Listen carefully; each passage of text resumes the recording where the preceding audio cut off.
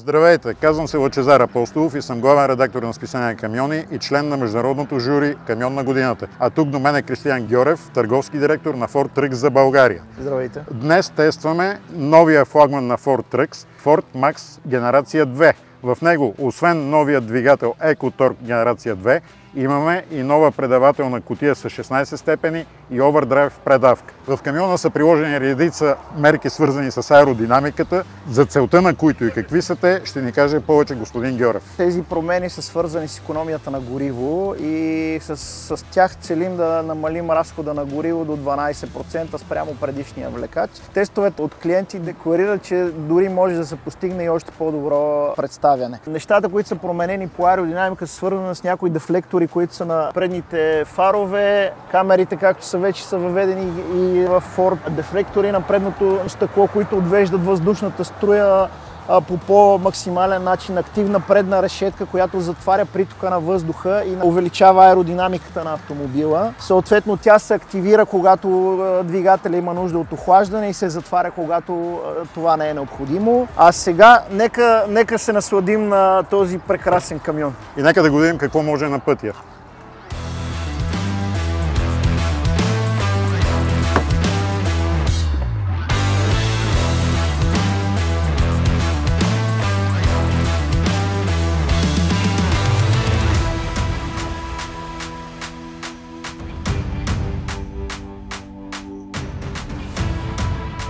Новият Ford F-Max е оборудван с изцяло новия 12,7 литров 6-цилиндров дизелов двигател EcoTorque генерация 2.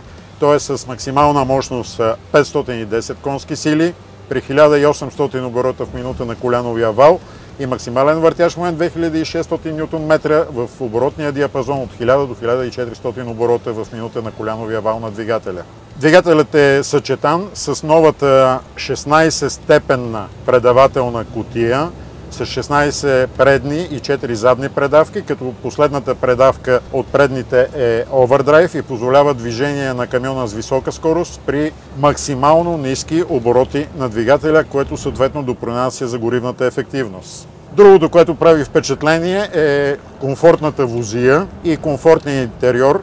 Кабината е една от най-големите в сегмента, предлага изключително много простор на водача. Уредите за управление са разположени интуитивно, с които водачът може да борави без да отклонява вниманието си от пътната обстановка. За комфорта допринася и въведеното пневматично предно окачване. Разбира се, като всеки съвременен влекач, предлага всички необходими системи за сигурност и в помощ на водача, като се започне от Predictive Cruise Control, който следи релефа на терена за движение напред и се съобразява преключването на предавките с него, както и Adaptive Cruise Control, който следи зададена дистанция от предното превозно средство и съобразява скоростта на движение на камиона с него. Разбира се, една от големите новости са камерите и екраните за обратно виждане, които заменят традиционните огледала и които, освен че увеличават аеродинамиката, което намалява разхода на гориво, дават много по-добра видимост назад на водача, която не зависи от осветеност, метеорологични условия, запрашеност, а в същото време камерите следят завиването на композицията и водачът във всеки един момент може да види задния край на ремаркето. При маневриране на екраните се появяват динамични линии, които са маркери за това къде е края на ремаркето, задния мост и други габарити на камиона. Като в същото време образа на екраните, този от страната на водача е по-малък, другия от страната на пътника е по-голям, защото е по-далече. Силовата линия разполага с 3 избираеми от водача режими на работа – Еко, нормален и Power Mode, които могат да бъдат избирани съобразно на това колко е натоварена композицията и какъв е терена, по който се движим в момента.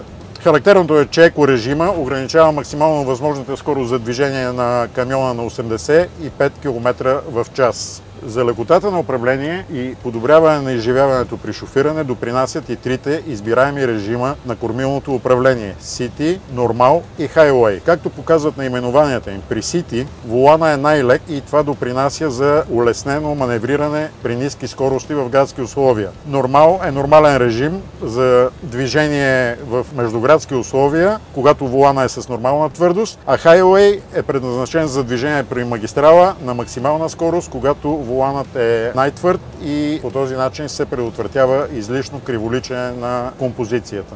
Между другото, на приборния панел водача има индикация за пътните знаци за скорост и забранителни пътни знаци за изпреварване, които го информират при всяка промяна на максимално разрешената скорост за движение.